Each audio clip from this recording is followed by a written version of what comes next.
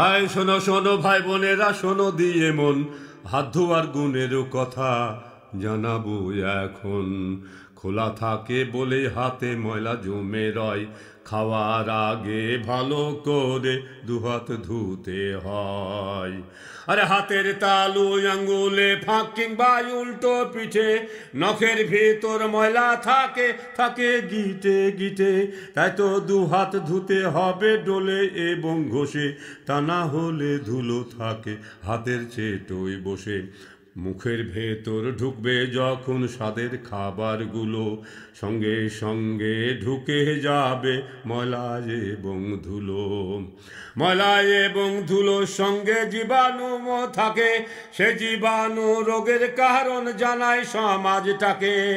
হাত না ধুয়ে খাবার খেলে অসুখ হতে পারে, খাবার আগে হাত ধুবে ভাই জানাই বারে বারে।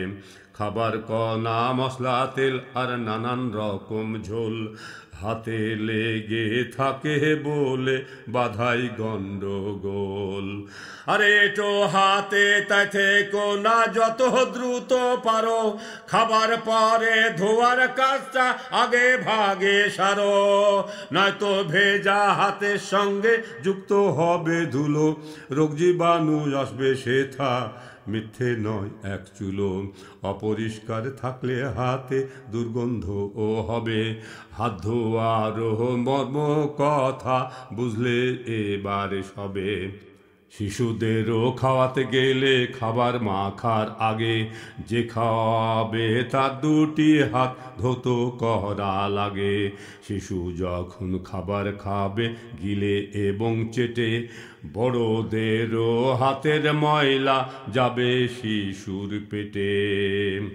আরে পায়খানা করারও পরে শৌচ করতে হয়, হাতে তখন লাগবে ময়লা জানো তা নিশ্চয়, তাই তো সবাই ভালো করে হাতটা ধুয়ে নেবে, নইলে ময়লা লাগবে হাতে দেখছো কি তা ভেবে।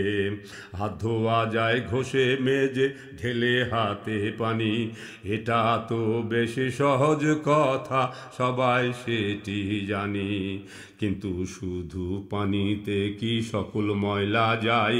কিছু ময়লা থাকতে পারে হাতের ফাঁকে হায়।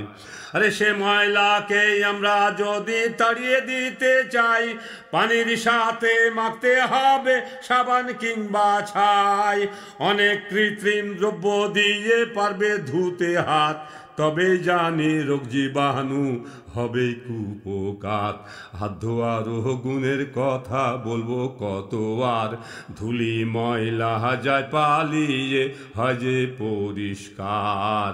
পরিষ্কার হাতে জীবন বাঁচায় মানুষ থাকে সুখে, হাত ধোয়ারে গুণের কথা বলবো মুখে মুখে।